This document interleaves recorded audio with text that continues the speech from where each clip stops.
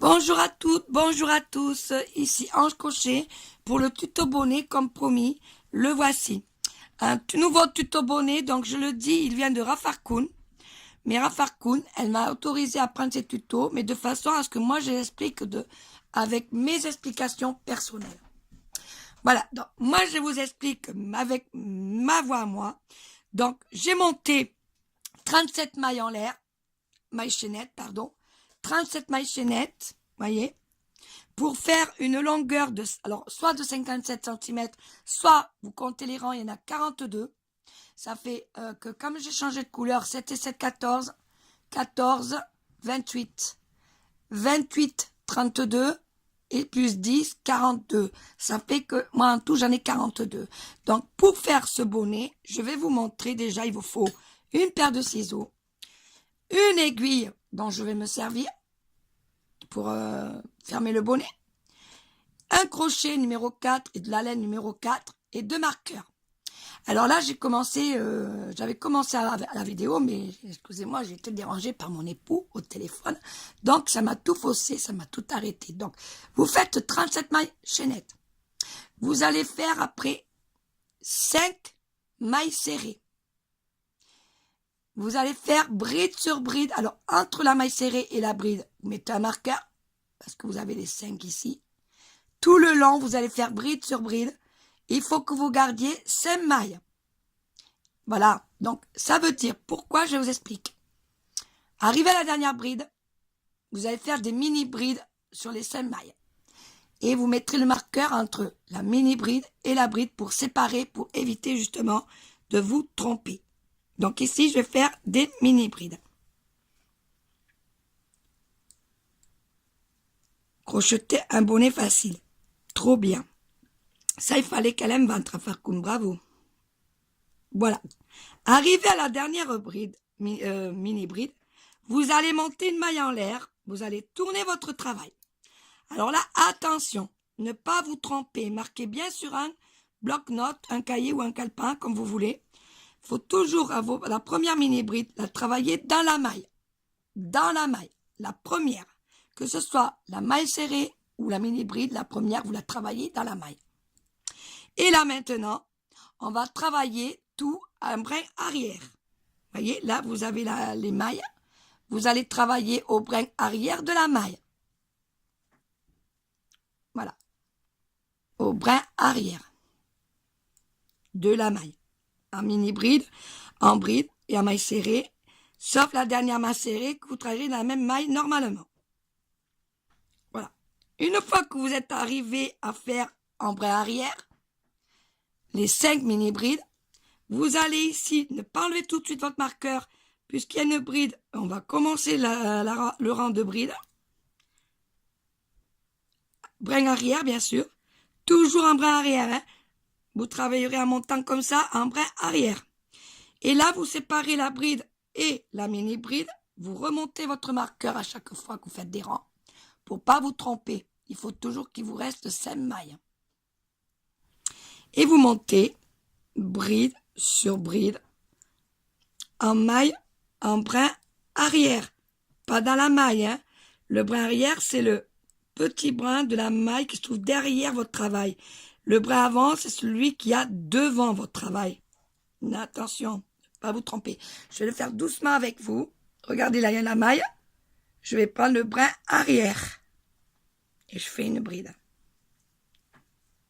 Je recommence. Brin arrière. Et vous faites ça jusqu'au bout avant d'arriver. Vous allez m'attendre quand arriver au marqueur. Je reviens tout de suite. Voilà, une fois que vous avez fini votre rang de bride en brin arrière, maintenant, nous sommes arrivés au marqueur. Donc, on va travailler au brin arrière ici en maille serrée. Vous allez prendre le marqueur et séparer la maille serrée de votre bride. Entre les deux. Voilà.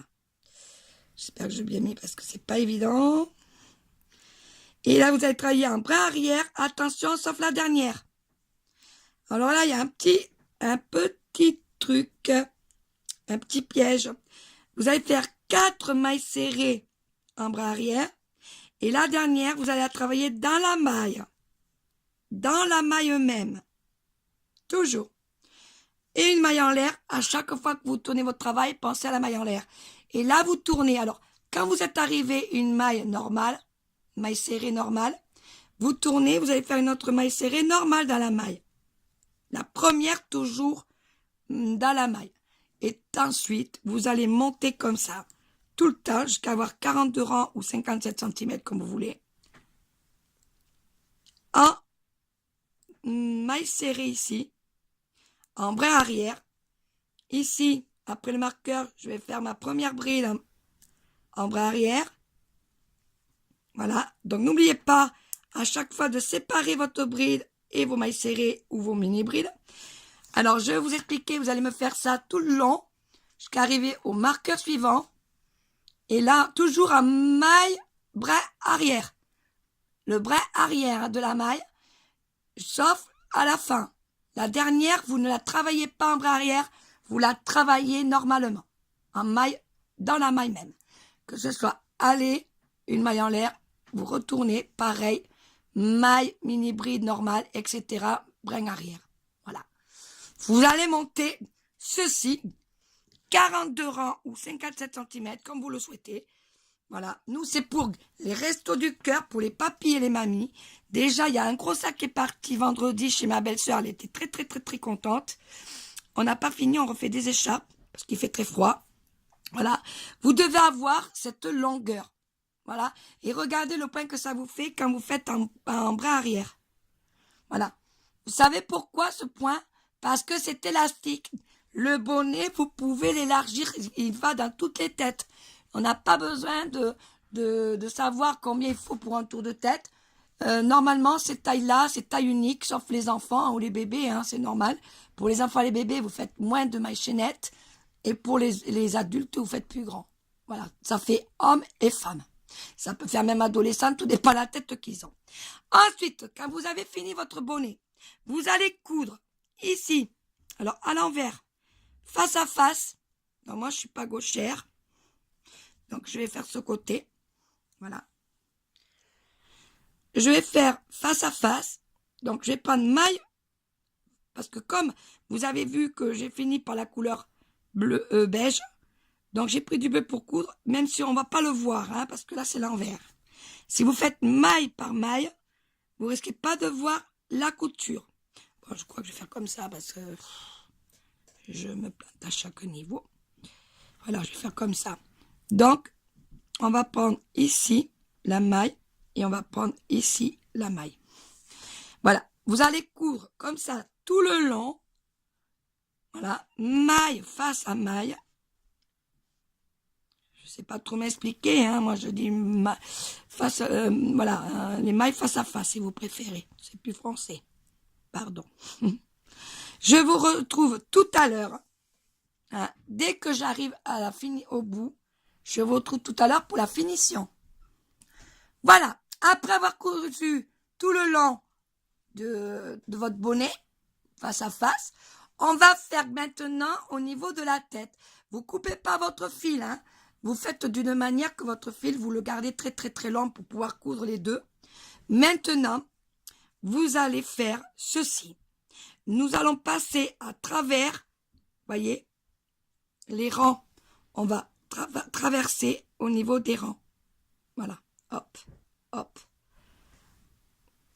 hop, hop. Voyez? Comme ça. Tout le long, tout le tour de votre bonnet, vous allez faire ceci. Regardez. Et vous tirez votre fil. Comme ça, on ne peut pas. Voilà. Hein? Et vous continuez comme ça. Attention de bien faire face à face. Parce que sinon, ça risque de faire bizarre si vous ne le faites pas face à face. Voilà. Et on reprend ici au bleu. Et voilà. Entre chaque rang, vous allez faire ceci. Tout le tour. Vous sautez le rang, vous allez dessous. Vous sautez un. Vous allez là, hop, dessous. Vous allez ici, prochain, dessous. Vous allez ici, attendez, hop, au prochain, dessous. Vous voyez, regardez. Voilà, on va faire ceci jusqu'à arriver au bout et je vous montre comment faire la finition au niveau de la tête. Voilà, je suis arrivée au bout. Voyez, j'ai fini. Maintenant, on va tirer très, très, très, très fort. Attention, pas trop fort quand même, pour éviter justement de couper la laine. Vous devez avoir, on est à l'envers, hein, ceci. Ça fait ceci. Maintenant, vous allez prendre votre fil, vous ne le coupez toujours pas. Vous le couperez quand je vous le dirai. Et vous allez faire des coutures d'une façon où on ne voit pas de trou d'espace. Voyez? Là, il y a un trou. Ça ne plaît pas. Donc, on va unir en face les bleus avec les bleus. Voilà. On va faire quelques petits rajouts de points. Évitez justement qu'on voie le trou. Après, vous allez passer au niveau des marrons. Vous allez coudre comme ça. Bien correctement, bien sûr, avec application, bien sûr. Vous appliquez un max. Ça va être très joli. Parce que dessous, vous n'allez pas le voir quand vous les mettre à l'endroit. Hein. Vous n'allez pas voir les défauts. Voilà, vous voyez, il y a des trous. Il faut le fermer, ce trou. Sinon, on va avoir froid à la tête. Hein. Voilà. Maintenant, là, j'ai fait ici. Donc, je vais passer en dessous. Rejoindre l'autre extrémité pour finir ici. Voyez? Donc, ici, pareil. Bleu. Attendez, je suis en train de m'échapper, là. En face de bleu. Voilà. Là. Et là. Voilà. Et encore un. Alors, pour pas faire le marron, parce que le marron, il y a un tout petit morceau de rien du tout, on va y passer avec la laine. Comme ça. On ne le voit pas. Et voilà, il n'y a plus de trou.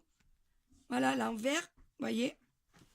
Ça forme un petit truc. Donc, après, vous allez faire. Vous allez dans du bleu. Vous allez vous faire un petit nœud bien, bien serré, qu'on ne le voie pas. Voilà. Et vous allez cacher votre fil. Voilà.